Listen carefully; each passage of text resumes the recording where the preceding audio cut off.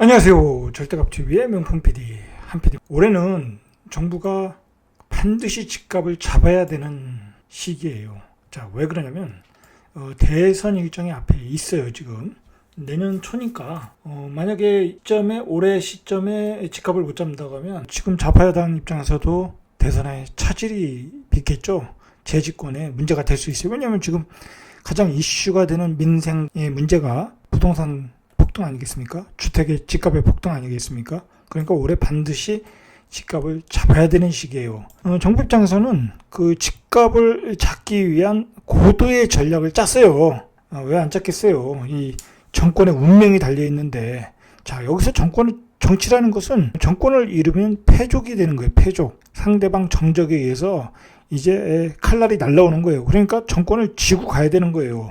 어떤 정권이든 나오는 그 이벤트들이 있어요. 집값을 잡기 위한 어떤 이벤트들, 이 퍼포먼스죠. 퍼포먼스 순서대로 보시면 이제 일단 시즌 초에 공시지가 현실화율을 시켰죠. 세금을 폭탄을 때리겠다. 자, 그래도 집을 살 거냐? 집을 투자할 거냐? 자, 투자로서의 주택을 막겠다라는 의지를 배준 거예요. 공시지가 현실화율을 5%씩 매년 늘려가지고. 자, 그래서 이제 강남에 두 채, 세 채 가지면 종부세가 뭐 억대가 나온다. 세금 강화 정책을 내놨죠. 그 다음에 뭐가 나냐면 그동안 집값이 올라갔던 어떤 신고가를 찍으면서 올라갔잖아요. 집값들이. 자, 그 신고가들을 가만히 그 실거래 조사를 해보니까 조작한 게 보이더라는 거예요. 조작한 신고가를 어떤 투기 세력에 의해서 신고했다 취소하고, 자, 그런 사례들이 너무 많이 발견되더라는 거예요. 자, 그래서 그 투기 세력에 대한 신고가 조작을 몇 개월 전에 조사를 했고 앞으로 6월 달에 발표하겠다고 그래요. 이제 여기서 이제 좀 이제 장난을 친 사람들은 걸려들겠죠. 물론 뭐 전체적으로 다 그런 건 아니겠죠. 뭐 이름 명의 변경을 하거나 뭐 계약 내용의 변경 때문에 변경하는 경우도 있는데, 그런 사례가 좀 정부가 보기에는 의심스러운 사례가 많았다. 자, 그래서 6월 달에 발표한다고 그래요. 자, 이렇게 계속적으로 이벤트를 내놨어요. 정부가 집값을 막기 위해서. 자, 그리고 또 발표한 게 뭐냐면 7월, 이건 작년에 얘기한 거지만 이제 7월 달에는 사전 청약을 시작하겠다. 자, 그러니까 연끌하지 말아라. 연끌하지 말고 기다리라는 거예요. 자, 좋은 주택을, 새로운 택지지구에 있는 아파트를 저렴한 가격으로 주겠다. 신혼부부 위주로 주겠다. 무주택자 위주로 주겠다. 그러면 기다려라. 그래도 집값이 움직이더라 이거야. 수도권 외곽에서 저가주택들을 젊은 20, 30대가 연끌하더라는 거야. 6억에서 9억 사이에 있는 아파트에 DSR을 40%로 규제해서 대출을 제한해서 집을 사는 것을 아예 막겠다고 이제 이벤트들을 만들어내고 있어요. 계속. 자, 그리고 이것만 내는 게 아니죠. 3기 신도시 2차 택지지구를 지정해서 무한정 공급 물량 폭탄을 내놓겠다. 앞으로는 집이 모자랄 수가 없다. 그러니까 사지 말아라. 라는 이야기였어요. 대체로 보니까 짜놓은 이벤트들을 보니까 거의 월 단위로 수요 억제 차단 이벤트, 퍼포먼스를 만들어 나간 거예요. 이 정도 상황이 되면 집값이 올라갈 수가 없어요. 폭탄 때렸죠. 그리고 뭐 대출을 끌어서 살라고 하는데 그 대출을 다 막아버렸죠. 뭐 고가주택에 대해서는 어마어마한 종부세 때렸죠. 그리고 대기 수요자에게는 저렴한 분양가에 사전청약까지 하겠다. 자, 그러니까 집값이 올라가면 안 되는 거예요. 올라가면 안 되는 거예요. 정부 입장에서는 이 계획을 세운 이 정부 입장에서는 당연히 안 올라간다고 생각한 거야. 시장은 통제가 가능하다고 생각을 한 거야. 자, 그런데 중요한 것은 이게 작동이 전혀 안 되고 있다라는 거야. 자, 이게 기가 막힌 거죠. 이게 왜 그러냐. 우리가 그걸 고민을 해야 돼요. 왜 그런가. 이렇게 철저하게 계획을 짰는데도 안 되더라. 자, 그것은 이유가 있어요. 뒤에서 이야기를 풀어가면서 이제 우리가 사실을 확인하면 돼요. 그것이 전혀 작동을 안 되고 있더라. 자, 결정적으로 사건이 터진 게 이제 LH 사태로, 이 LH 사태가 뭐가 문제였냐면, 정부가 추진하는 모든 규제가 다 실패를 했잖아요. 그 규제 때문에 오히려 집값이 풍선 효과로 더 오르더라는 거야. 그런데다가 안에서 LH, 그러니까 공공기관, 공무원들이 투기를 하고 있더라는 거야. 그것도 조직적인 투기를 하고 있더라는 거야. 자, 국민이 그래서 거기에 대해서 이제 심판을 한 거죠. 심판을 했고, 정부에 대해서, 지금 좌파 정부가 내놓는 부동산 정책에 대해서는 신뢰감을 다 잃어버린 거예요. 신뢰감을. 그렇지 않겠습니까? 우리 번호는 집을 사지 말라고 그랬고 국민에게는 집을 사지 말고 기다리라는 사인을 주고 그 안에서 땅 투기를 조직적으로 했다. 이거는 있을 수가 없는 일이잖아요. 그죠? 자, 그런데 중요한 거는 이 LH 사태의 본질은 뭐냐면 국민들이 정부에 대한 신뢰를 잃어버린 거야. 부동산에 대한 신뢰를 잃어버린 거야. 자, 그 다음에 또 문제가 됐던 건 뭐냐면 이 사전 청약을 내놨는데, 자, 사전 청약 좋죠. 7, 8년, 뭐 길게는 10년 뒤에 입주할 아파트를 싸게 주겠다. 자, 그러면 청약 받아놓고 이제 고민이 없어지는 거잖아요. 자, 그런데 그러면 싸게 줘야 되는 거잖아요. 싸게, 그리고 당첨 확률이 높아야 되는데 당첨 확률이 없더라는 거야. 일반 분양 가구가 2,800가구, 전체 물량의 사전 청약 물량의 8%밖에 안 되니까 이거는 거의 만점이 아니면 안 돼. 만점에 가깝지 않으면 안 된다는 거예요. 자, 그리고 사전 청약에 대한 분양가가 현재 거래의 70에서 80%, 평균 75%, 80%에 준다고 하면 그것도 싸지 않더라는 거예요. 왜냐면 지금의 가격은 정부가 이야기하잖아요. 버블이다. 너무 많이 올랐다. 자, 그 가격에서 한 30%, 20% 빼줘서 해주겠다. 그것도 뭐 서울의 도심도 아니고 외곽에. 자, 그러니까 메리트가 없는 거예요. 청약도 어렵고, 그리고 받기도 어렵고, 그리고 들어가려면 7에서 한 10년 걸리고, 그리고 분양가도 싸지 않고. 자, 이게 아니구나라고 이제 생각을 한 거예요. 사전 청약에 대한 인기가 떨어지고 있다라는 거야. 자, 그런데다가 정부가 또 규제를 남발했잖아요. 이 6억 이상 DSR 40% 규제. 이 가격대를 놓고서 이 대출을 규제하면 이건 결과적으로 풍선 효과가 생길 수밖에 없어요. 이 풍선 효과가 생긴다는 건 뭐냐면 한마디로 다른 투자 상품, 투자 지역을 정부가 정해주는 거예요. 자, 그러면 어떻게 되겠어요? 실수요자, 투기 수요가 다 그쪽으로 쏠리겠죠? 자, 그러면 그쪽으로 쏠리면 그쪽의 가격이 급등을 하고, 그 옆에 쪽으로 또 급등을 하고, 그 상위 고급 지역으로 또 가격이 계속 풍선 효과가 생기는 거예요. 부동산 시장은 그렇게 움직이더라는 거예요. 그렇게. 풍선 효과가 생기면. 자, 이것 때문에 계획에 차질이 생긴 거예요. 이게 본질이에요. 최근 시장에 서울 수도권에서의 집값이 심상치 않은 이유는 바로 이게 본질이다. 그런데다가 최근에 심리가 불안한 것은 저는 이 자산 시장의 버블 때문에 그렇다고 생각을 해요. 자, 이게 뭐냐면, 자, 이제 우리가 이번 상승에서 아파트 상승에서 가장 그 핵심은 뭐냐면 신축이었어요. 신축을 분양받기가 어려운 거야. 옛날에 안 그랬거든요. 강남도 미분양이 났고, 서울에 조금 뭐 입지 떨어지는 적도 미분양이 났고, 역세권도 미분양이 났어요. 그만큼 신축에 대한 갈망이 예전엔 높지 않은 거예요. 자, 근데 이제 생활 수준이 높고, 자, 그 다음에 이제 어떤 국민의 소득이 GDP가 올라가면서 신축을 원하는 사람들이 많아진 거예요, 그만큼. 자, 근데 그 신축을 받으면 가격이 2배, 3배 급등을 하더라는 거야. 이게 어떤 이번 상승, 부동산, 주택시장 상승의 주요 트렌드예요. 신축을 분양받으면 2배, 3배 오르더라. 자, 이러니까 대부분이 어떤 신축에 대한 기대감이 예전보다 더 높아진 거죠. 자, 그러다가 결국은 정부가 집값이 많이 급등을 하니까 이제 규제를 했잖아요. 처음에는 이제 서울 수도권 규제하고 지방 규제하고, 뭐 지방 규제하다 보니까 뭐 거기에 이제 또 취득세에 대해서 4%, 8%, 12% 올려버리고, 그러니까 이제 지방에 있는 아파트는 살 수도 없고, 그리고 뭐 입지가 떨어지는 아파트는 또 살 수가 없어요. 다주택으로서 어떤 부동산을 사서, 주택을 사서 자산을 늘릴 수가 없더라는 거예요. 그러면 결과는 뭐냐? 결과는 또 똘똘한 한 채로 가더라는 거예요. 그럼 다 팔아. 다주택자들 여러 채 있는 거 다 팔아. 그럼 한 채로 가자.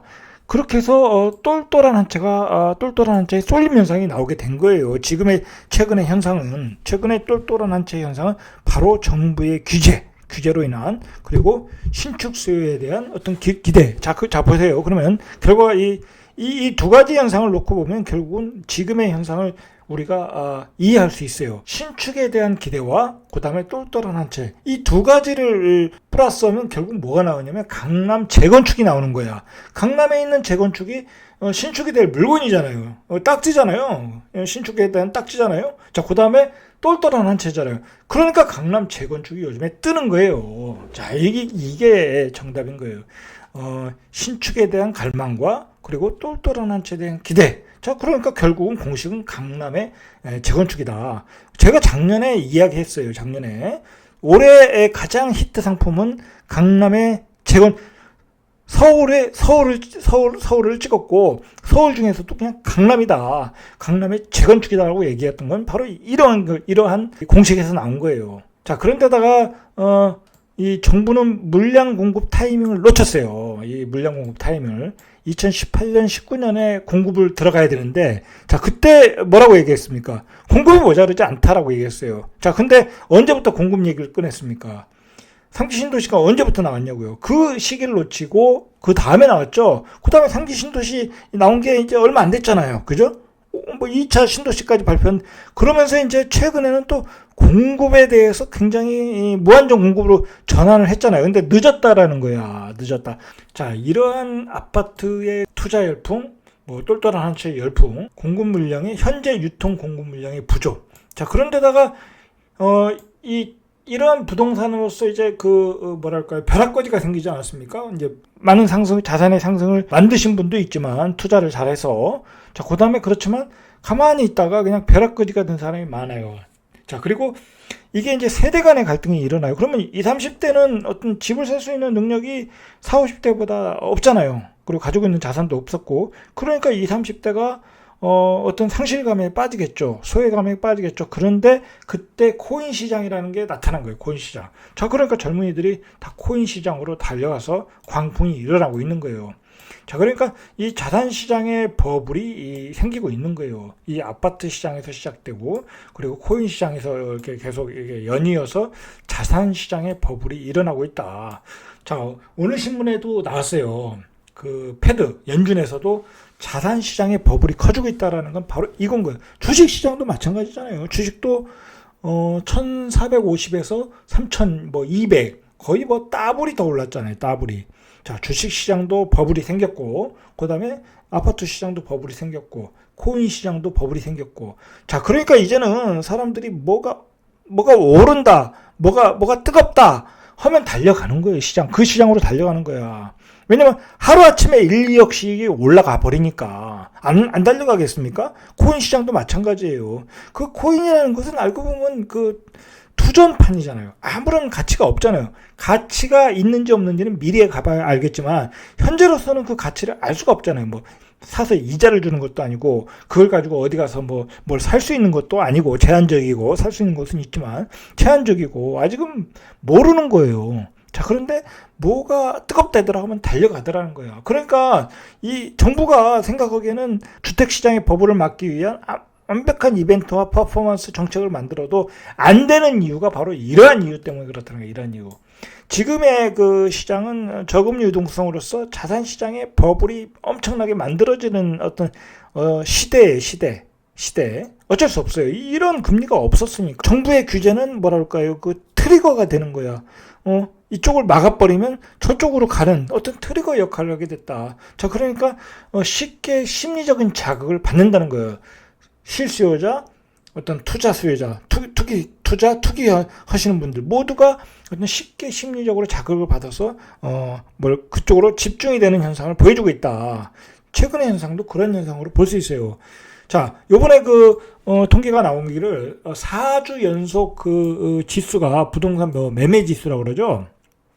자, 100이 넘으면 이제 어떤 과열 구간으로 들어가는 건데, 자, 이렇게 100에서 103까지 4주 연속 상승을 하고 있다는 거야. 그 4월 달만 해도 보유세, 종부세 막 폭탄 나오고, 그럴 때만 해도 이 집값이 이제 안정되고 있다라고 정부가 주장을 했죠. 주장을 하고 있는데 5월 중순 가고 있는데 이렇게 올라가고 있더라는 거야. 우상향하고 있더라는 거야. 이게 무슨 일이냐는 거예요. 이게. 정부도 지금 이미 이제 놀라고 있고, 그리고 집을 못 마련한 영끌 세대, 자, 영끌 세대들도 지금 놀라고 있어요. 자, 그래서 그 사람들이 시장으로 달려가서 계약을 하고 기웃거리고 있더라는 거야. 왜냐면 가만히 있으면 벼락거지가 되니까. 지금까지 그게 교육 효과니까. 자, 그리고 전문가들이 가장 걱정하는 게 공급 물량이 부족하다는 거예요. 지금 현재 서울 수도권에 공급 물량이 부족하다. 공급 물량이 부족하다는 얘기는 전세 가격이 하반기 되면 폭등할 수 있다라는 거야. 전세 가격이 폭등하면 어떻게 되겠어요? 결국은 매매 가격, 그 영끌, 집을 전세를 얻지 못한 사람들이 수도권 외곽으로 나가서 또 집을 사면서 폭등을 시키더라는 거야. 자, 그걸 걱정하고 있다라는 거예요, 지금. 전문가들은.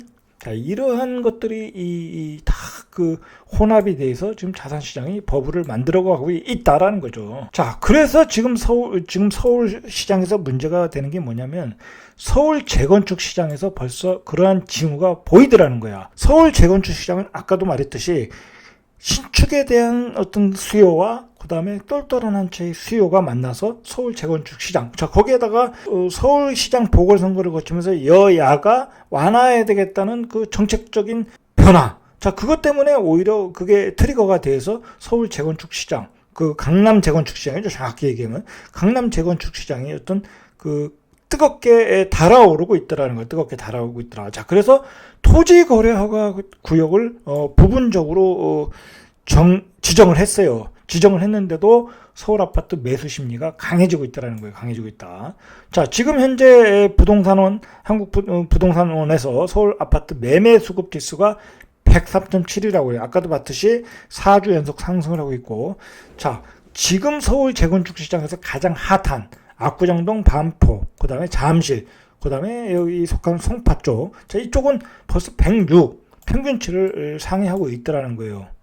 주간 상승률로 2주 만에 가장 큰 상승폭을 벼졌다.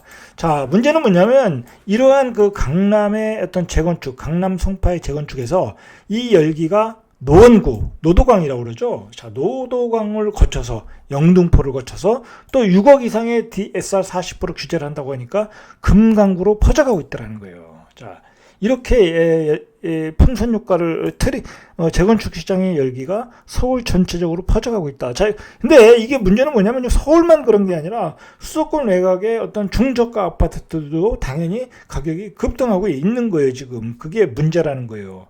자, 왜 그럴까? 우리가 이걸 고민해야 돼요. 근데 제가 앞에서 다 얘기했잖아요. 지금 자산시장의 어떤 버블의 시기. 어쩔 수 없어요, 이거는. 저금리 유동성이기 때문에 어쩔 수 없는데, 근데 이것을 막을 수 있는 것은 현명한 정부의 정책이 필요한 건데, 그 정책이 오히려 트리거 역할을 하고 풍선 효과를 유발했다라는 거야. 그리고 공급 물량 시기를 놓쳐버렸다는 거예요. 놓쳐버렸다. 그러면 미래의 공급 물량을 퍼부었지만 실패했다면 현재의 공급 물량을 퍼부으면 되는 거잖아요.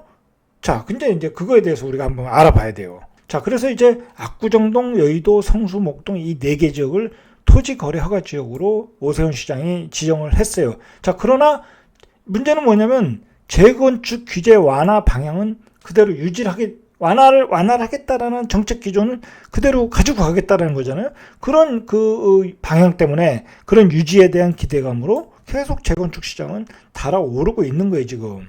자, 문제는 이 재건축이 결국은 가격이 올라가면 기존의 구축의 가격도 올라가고 수도권 외곽의 가격도 키 맞추기를 한다는 게 문제라는 거죠. 자, 이렇게 서울의 재건축, 강남 재건축과 DSR 40%로 인한 풍선 효과가 지금 서울 수도권 시장에서 일어나고 있다. 자, 보시면 서울 재건축 강남 기대감이 거기에서 시작돼가지고 노도강에서 노원구 쪽에서 또 그 소형 아파트들 엄청나게 오르지 않았습니까? 최근에도. 자, 그게 다시 또 금강구로 가더라는 거야. 자, 그러면 노도강 금강구가 오르면 이 사람들이 여기서 집값이 올라가면 그곳에서 이제 집을 못 사시는 분들이 있겠죠. 가격이 안 맞아가지고. 자, 그러면 수도권 외곽에 있는 아파트가 올라가겠죠. 자, 그래서 이번 주에 나온 그 주간 상승률, 케이블 리브온의 주간 상승률 1위가 어디입니까? 바로 동두천이고 2위가 시흥인 거예요. 그렇게 연결이 벌써 되고 있는 거예요, 지금. 바로 인천, 수원, 시흥, 안산 이런 지역들이 지금 상위권을 유지하고 있는 거예요. 상위권을 기록하고 있는 거예요. 상승률에서는 더 많이 상승을 하고 있다. 왜냐면 그 앞에 노도강, 금강구 이런 데는 도심의 아파트이기 때문에 그동안 많이 올랐지 않습니까? 그러니까 여기는 상승률은 적어. 어떤 그 열기는 뜨겁지만 상승률은 적은데 이런 아파트, 외곽에 있는 아파트들은 아주 중저가니까 상승률이 크게 나오는 거예요. 자, 거기다가 요즘의 문제가 뭐냐면 이 서울 수도권이 더 강세했던 이유는 말 그대로 이제 다주택자들이 초기 투자를 지방에다 할 수가 없잖아요. 뭐 지방에 가도 이제 취득세 뭐 조정지구면 8% 12% 내야 되는데 어떤 사람이 지방에다 투자를 하겠어요. 그죠? 세금도 많이 나오고. 그리고 지방은 이제 또 그동안 많이 올랐고. 자, 그러니까 지방에 투자하지 못하는 어떤 투자자분들이 서울 수도권으로 쏠리고 있다라는 거야. 쏠리고 있다. 여기로 쏠리고 있다라는 거예요. 그러니까 여기가 더 많이 올라가더라는 거예요. 왜 작년에 제가 이야기했잖아요. 자, 정부가 가만히 있진 않았어요. 모든 규제를 쏟아 부었어요. 자, 세금 폭탄 때렸고, 양도세, 중과세 했고, 가격대별로 대출 규제 다 했어요. 투기를 막기 위해서 취득세도 인상했어요. 그리고 오직하면 이제 뭐 오피스텔, 뭐 도시형 생활주택, 상가, 땅까지 다 대출 규제를 하겠다고 그러지 않았어요? LTV 규제를 하겠다고 이번에 발표했어요. 부동산으로 얻는 소득은 다 불로소득이라고 생각하니까. 자, 그것도 모자라서 아무래도 생각해도 신고가를 만든 게 이해가 안 된다. 이거 조작이다라, 이거야. 자, 이렇게 했는데도 올라가더라는 거야. 올라가더라. 자, 이런 규제라는 게 이제 무용지물이라는 거야. 무용지물. 오히려 역효과를 냈다. 특히 이 양도세 중과 문제는 현재 시장에서의 유통 물량을 마르게 했어요. 마르게. 물량이 없는 거야. 나올 물량이. 누가 70%, 80%를 내고 집을 팔겠어요. 그냥 정권이 바뀔 때까지 기다려버리지. 자, 그리고 이게 정부가 착각하는 게 뭐냐면, 이런 모든 규제를 만들어 놨으니까 투기 세력을 막을 수 있다라고 생각을 한 거야. 자, 그런데 예전보다는 이제 투기 세력은 적어졌어요. 자, 그러나 투기 세력은 항상 진화를 하는 거예요, 진화. 자, 예를 들어서, 1인이 다가구를 가지고 있다, 다주택자다, 그러면 세금이 많이 나온다. 자, 그러면 똘똘한 한 채로 갖고, 자, 그리고 다주택자다, 그러면 다 증여로 다 돌렸고, 자, 그 다음에 또 내 이름으로 못 산다, 그러면 다른 사람 명의로 샀을 것이고, 그 다음에, 법인들 가지고 있으면 종부세 때린다. 자, 그럼 법인들 단타로 대응을 했잖아요. 그런데, 말 그대로 법인들이 단타로 막 물건을 사고 팔고, 세금만 내면 또 그것도 문제가 없어요. 그리고 개인도 사고 팔고 법대로 세금만 내면 문제가 없더라는 거야. 수익이 적어질 뿐이지. 그러니까 투기 세력은 잡을 수가 없는 거예요. 잡을 수가. 모든 규제를 다 해도 투기 세력은 항상 있더라. 그런데 중요한 거는 그러한 규제들이 긍정적인 것보다는 더 부정적으로 작용을 많이 했다라는 게 문제인 거죠. 대선을 앞두고 있는 그 좌파 여당이기 때문에 지금의 강경 기조로 가다가는 더 부작용이 클 것이다라는 것을 지금의 좌파 여당도 알아요. 그걸 모르겠어요? 분명히 알죠. 모르는 사람들이 아니에요. 그게 정치적인 철학이고 정책적인 자기들의 색깔이기 때문에 주장을 했던 거지. 자, 그러나 지금은 대선을 앞두고 또 여기서 집값이 폭등했다가는 말 그대로 정권을 잃을 수가 있으니까 바로 이 타임에 규제 완화론자를 등판시킨 거예요. 구원 등판시킨 거죠. 스페셜리스트를. 자, 그래서 김진표 예전에 이 양반이 경제부총리였던 양반이죠. 자, 이 양반이 부동산 특별위원장으로 들어섰어요. 자, 원래는 진선미 의원이었어요. 진선미 의원은 아무래도 강경파였죠. 강경파였는데, 이 강경파 기조로 갔다가는 큰일 나겠다. 정말 이대로 가다가 정권을 잃을 수 있다. 자, 그래서 부동산 특별위원장으로 김진표 위원이 들어왔고, 자, 그 다음에 송영길 대표가 됐잖아요. 이분도 약간은 그쪽에서는 온건파예요. 이 좌파여당에서는 친문은 아니라고 그래요. 자, 그러니까 이 송영길 대표의 요청에 의해서 아무래도 이 김진표 김진표 위원이 부동산 특별위원장으로 선택이 된 것 같아요. 자, 그러니까 아무래도 완화 제스처가 나올 거라는 게 어떤 전망이에요. 그래서 대선 전에 완화 제스처로 가서 민심을 수습해야 된다라는 거예요. 자, 그래서 일단 나온 게 당정이 이제 신문에 나오는 얘기가 1주택자, 말이 많았지 않습니까? 세금 감면을 해주자. 자, 그리고 무주택자, 앵그리 세대 2030에게 청년 대출 규제 완화를 해서 선택의 폭을 넓혀주자. 자, 이 두 가지는 별 무리 없이 진행이 될 것 같아요. 지금 나오는 얘기로서는. 자, 그런데 이제 김진표 의원이 이제 이 사람이 간 부동산 정책의 어떤 기조가 방향이 뭐냐면, 이 양반이 한 얘기가 다주택자들이 주고 있는 주택 매물을 내놔야 된다. 자, 그래서 이를 위해서는 세제 혜택 규제 완화가 필요하다라는 말을 주장했어요, 예전에. 그래서 양도세 중과 유예나 한시적 감면을 해주자 이야기를 했어요, 이 김진표 의원이. 자, 그런데 중요한 것은 이 이야기는 부동산 전문가들이 가장 많이 주장하고 요구하는 거예요. 자, 이렇게 해서 현재 유통 물량을 좀 튀게 해야 된다라는 거죠. 말이 되지 않겠습니까? 만약에 양도세 중과를 유예하거나 한시적 감면을 하면 그동안 이제 못 팔았던 분들이 매물이 많이 나올 거예요. 자, 그러면 이제 거래가 잘 되겠죠.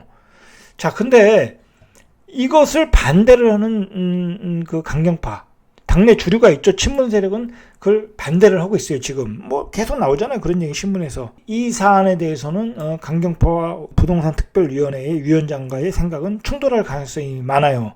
자, 과연 기대대로 갈 수가 있냐 이거예요. 기대대로 갈 수 있느냐. 이제 그것은 우리가 이제 나와봐야 한다. 자, 그런데 지금까지 우리가 봤듯이 지금 시장, 지금 불안한 급등의 어떤 징후를 보이는 서울 수도권 시장. 제가 생각하기엔 잘못하다간 2006년이 될 수 있어요. 2006년에 여름 시장이 될 수 있을 정도로 시장이 좀 위험해요. 지금 모든 전문가들이 그렇게 얘기를 하고 있고, 실제로 그 통계 수치도 그렇게 나오고 있고, 그리고 당장 공급 물량도 없고, 입주 물량도 없고, 정부는 입주 물량이 많다고 그러는데, 뭐 그건 원룸 다세대 다 그런 거 포함해서 얘기하는 거기 때문에 그렇게 큰 의미가 없어요. 자, 그런데 그러면 지금 현재 시장의 유통 물량을 늘리기 위해서는 중과세 폐지 규제 완화인데 이게 유일한 해결책인데, 자, 이거를 과연 실행할 수 있겠냐 이거죠. 실행할 수 있겠냐. 만약에 이걸 실행하지 못하면 상상하지 못하는 시장이 올 수 있다고 경고를 하고 있어요. 전문가들은. 이 중과세 폐지를 이렇게 선택하기가 쉽지 않은 이유가 있어요. 자, 한번 보시죠. 만약에 중과세 폐지를 했어요. 그리고 종부세도 완화했어. 자, 그러면 가격은 분명히 안정이 될 거예요. 왜냐면 이제 시장에 매물이 많이 나오니까. 자, 그리고 또 기대감이라는 게 있잖아요. 그러면 이제 앞으로 매물이 많이 나오겠네? 그러면 난 늦게 살 거야. 점점 이 매수 시기를 늦추다 보면 부동산 가격이 안정이 될 수밖에 없어요. 사람들은 당장 팔고 싶어 하고. 그렇지 않겠습니까? 자, 그러다 보면 이제 안정이 되는데, 자, 문제는 뭐냐면, 그렇게 되면 이제 부동산 불로소득을 차익 실현하는 게 되게 되는 거예요. 정부가 적폐 세력이라고 한 투기꾼들이 부동산 불로소득을 차익 실현하는 어떤 면죄부를 줬다라는 강경파들의 반발이 나올 것이고, 분명히. 또 만약에 이게 또 안정이 안 되거나, 또 뭐 이익만 실현하고 집값은 또 별로 떨어지질 않아. 생각보다 안 떨어져. 그것도 문제가 되지 않겠습니까? 뭐, 한 20%, 30% 이상 떨어지길 기대했는데, 뭐, 5%, 3%, 뭐, 그렇게밖에 안 떨어져. 자, 그러면 또 국민들이 또 반발을 하게 되겠죠. 뭐, 그 투기 세력이 그냥 차익 실현하는 계기만 됐다.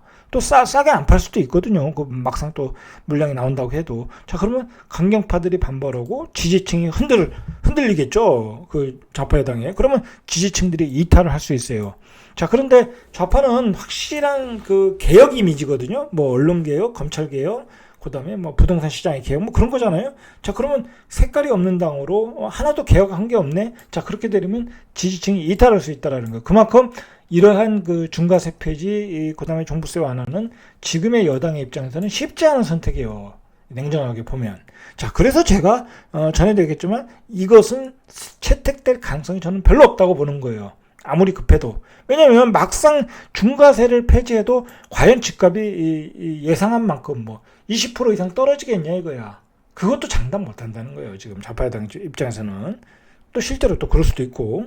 지금 시장은 분명히 불안하다. 자, 지금 5월 달이니까 이제 뭐 세금 낼 시기도 얼마 안 남았어요. 6월 이후에는 시장에 뭔가 변화가 올 거예요. 자, 정부도 뭔가를 준비하고 있을 것이고 준비를 하겠죠. 이제 뭐 어떤 심리적으로 안정을 시키는 어떤 그 대책들이 준비하고 있을 거예요. 자, 그런데 연말로 갈수록 전세 가격은 올라갈 가능성이 많아요. 뭐 이건 통계상으로 뻔히 나오는 거니까. 입주 물량이 부족하니까. 정부가 입주 물량 충분하다는 것은 이런 거예요. 원룸 다세대, 뭐 도시형 생활주택 다 포함해서. 자, 그런 건 의미가 없어요. 당장 중요한 것은 아파트. 뭐 원룸 다세대 뭐 신혼부부 잘 안 가잖아요. 그죠? 안 가잖아요.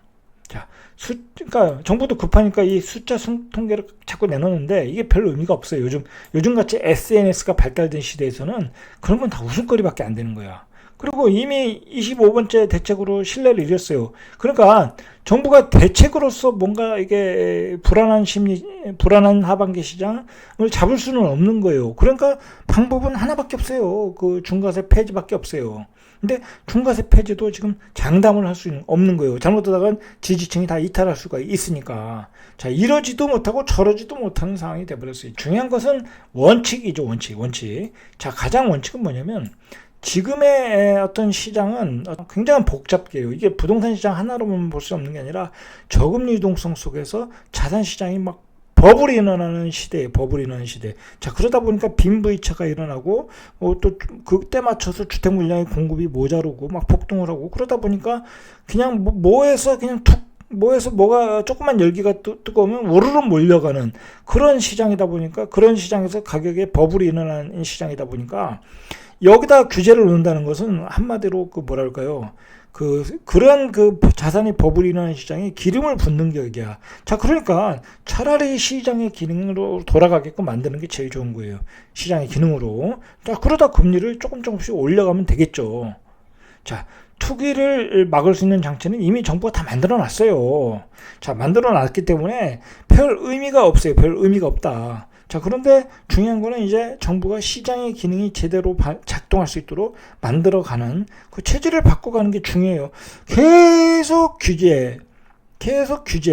뭐 그렇게 가다 보면 결국은 똘똘한 괴물만 더 커질 뿐이라는 거죠. 자, 이상 절대값TV의 명품 PD 한 PD였습니다.